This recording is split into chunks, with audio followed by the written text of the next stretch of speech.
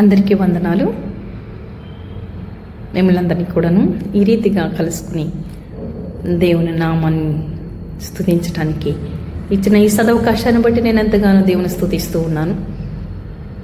ఆశ్చర్యకరుడు, అద్భుతకరుడు, మరలా మరొక మాసమును మనకి ఇచ్చినారు. మరి గత మాసమంతా కూడా దేవుడు కాచి కాపాడినారు. సామెతలు 20:17 ఉన్నది, నీతి వర్తనుడగు నీతిమంతుని పిల్లలు వాని తదనంతరము ధన్యులగుదురు అన్నది. ఏమిటంట? నీతిమంతుని పిల్లలు వాని తదనంతరము ధన్యులగుదురు అని ఉన్నది.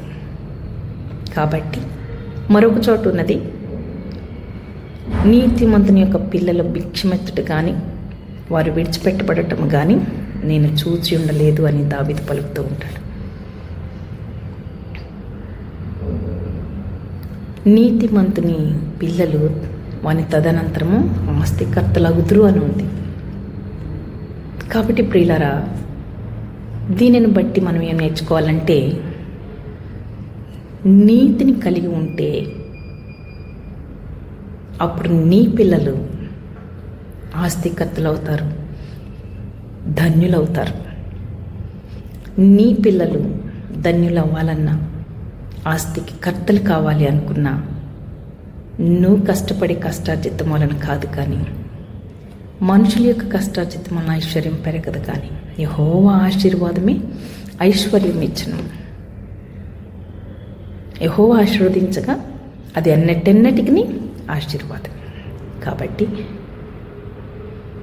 దేవుని యొక్క కృపలో మన బిడ్డలు ధన్యులగాలన్నా, అలాగనే ఆస్తికి కర్తలు కావాలన్నా, వారి జీవితం గొప్ప అవ్వాలన్నా, లేకపోతే వారి యొక్క భవిష్యత్తు బాగుండాలన్నా, తల్లిదండ్రులమైన మనమే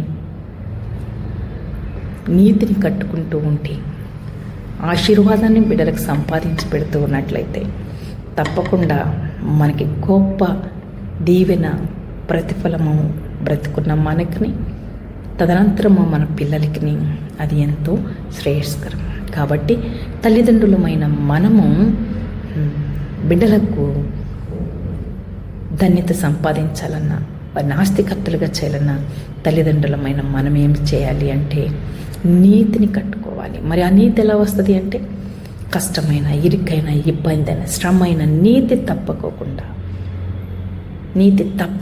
నీతి క్రియలు చేసుకుంటూ వెళితే, నిలబడితే, దేవుని సన్నిధిలో అంతం వరకు నమ్మకంగా నిలిచి ఉంటే, ఎన్ని పరిస్థితులు వచ్చినా, అవి ఎన్ని నీ ఇంటి మీద కొట్టినా కూడా, తుఫాన్ అవని, గాలి అవని, ఏదైనా అవని, ఎన్ని శ్రమలన్నా రాని, ఎన్ని పాటలన్నా పడని, కానీ నీవు గనక నీతిని పోగొట్టకుండా నువ్వు నిలిచినట్లయితే తప్పకుండా నీ జీవితము ధన్యమవుతుంది.